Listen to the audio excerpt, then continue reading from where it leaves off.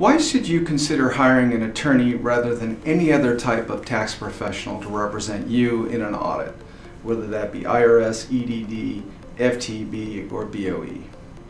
Well, first of all, you need to understand that if you don't agree with the government's take on the facts in your case or the legal results in your case, their take on the law, their take on the facts, guess what's going to wind up happening? You're going to wind up owing tax, and the government, whether it be federal or state, always has a horrible disposition towards viewing the facts and the law in a manner that produces additional tax liability. Which means at the end of an audit, quite often, the audit is followed by a tax controversy. The tax controversy is you don't agree with the position that the government has taken, whether it be federal or state, same deal. This can be about one of two things. It can be about money, it could be about penalties, or it can be about potential criminal liability and money. It can be about both.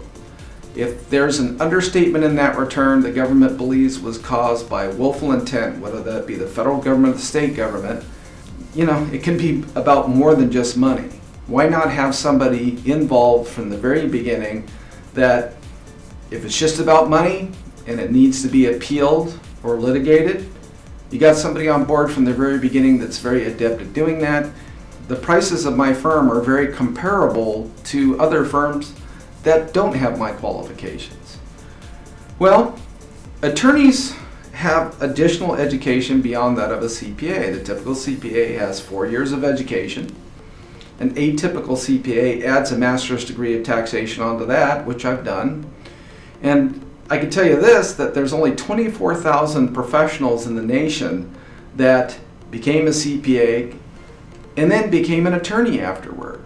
Matter of fact, there's 1.2 million attorneys in this country, 480,000 CPAs, only 24,000 are both. I'm one of 24,000 professionals in the country that have my educational skill set. Matter of fact, when you take a master's degree in taxation, it's more like 3,000 professionals in the nation that have my skill set. Educationally, now we haven't even talked about work experience on top of that. We're all the product of our work environment. I did high-level auditing as an auditor, everything from IPOs, private placements, nonprofit organizations, for-profit organizations, multi-state conglomerates, you name it, I've dealt with it. Employee benefit plans, VIBAs. I've seen a lot in my career. Okay, that was on the audit side. On the tax side, I've dealt with everything from AMT to consolidated conglomerate corporate tax returns. I've seen a lot. I've dealt with REITs, I've dealt with partnerships, I've dealt with a lot of different things in my career. Frankly, attorneys have superior advocacy and litigation skills due to their specialized training in the law. In my opinion, tax attorneys are simply in the best position to advise and defend clients and individuals and businesses in a tax controversy. Ultimately, it's going to be your power to persuade and your knowledge of the law and your ability to craft the facts of the law into a legal result that's beneficial to your client that's going to determine success or failure. Attorneys are the best trained at this. Attorneys bring to the table a number of significant benefits beyond that of the average CPA or EA. We have in-depth knowledge of the law, legal research, and tax procedure. We have specialized training in the art of persuasion and negotiation. That is inbred into the skill set of being an attorney, how to persuade and negotiate. CPAs aren't trained in this. We have 3 or more years of postgraduate formal education beyond the average CPA. 4 years of education for a CPA, 7 years for the attorney. You add a master's degree to that, 9 years of formal education compared to 4. Attorney-client privilege. CPAs and EAs and CTEC certified and any other type of tax professional out there besides an attorney does not bring to the table attorney-client privilege. If there's an underlying issue in an audit that could be viewed as criminal, you need attorney-client privilege. I've discussed this in several other videos. I'm not going to beat it to death here. Ultimately, if the controversy cannot be settled through an appeal following an audit, you're going to wind up in tax court litigating your issue. Well, only an attorney can represent you in tax court. Why not have an attorney from the very get-go in your audit so that if Ultimately, you don't agree with the position taken by the IRS, the BOE, the FTB, the EDD. You're in a position to fight it in a court of law and get the result that's fair and just to you. Lastly, the State Bar of California maintains very strict licensing standards that guarantee you some minimal level of competence in a professional. You can read my testimonials. I'm way beyond minimal competence. I'm very, very good at what I do. I like to think of myself as a samurai. Let me fight for you. Why should you hire an attorney to take you through your audit? Well, ultimately, quite often following an audit is an unhappy client that is looking at tax liability.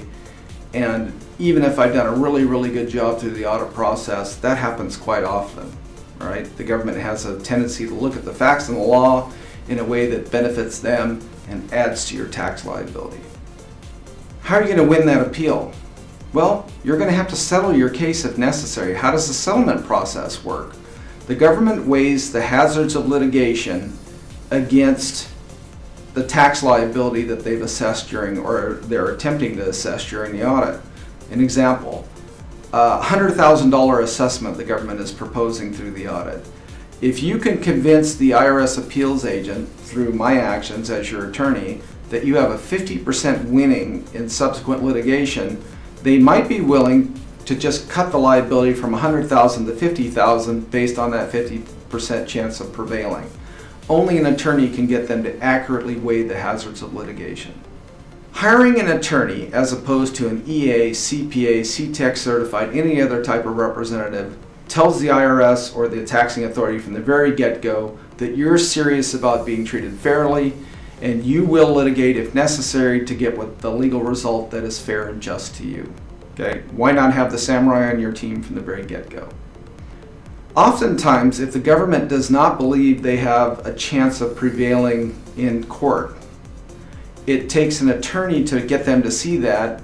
It takes an attorney to get them to compromise the liability down from the $100,000 to the $50,000 in the example I used earlier.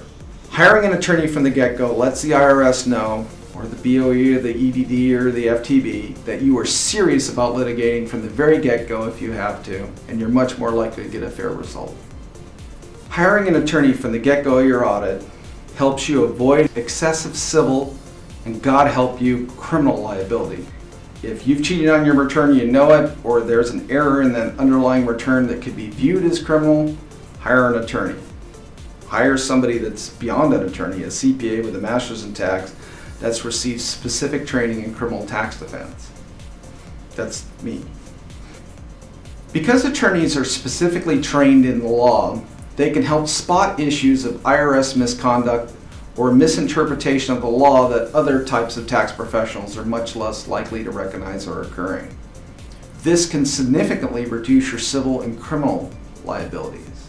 Ultimately, if badges of fraud are discovered in your fact pattern, there's an underlying situation that smacks of tax fraud to the government, an attorney is in the best position to determine if an underlying criminal investigation has been going on from the beginning of the audit or has been handed off during the audit to the Criminal Investigation Division. They're in the best position to protect your interests and look to possibly equitable or other non-tax related defenses on your behalf.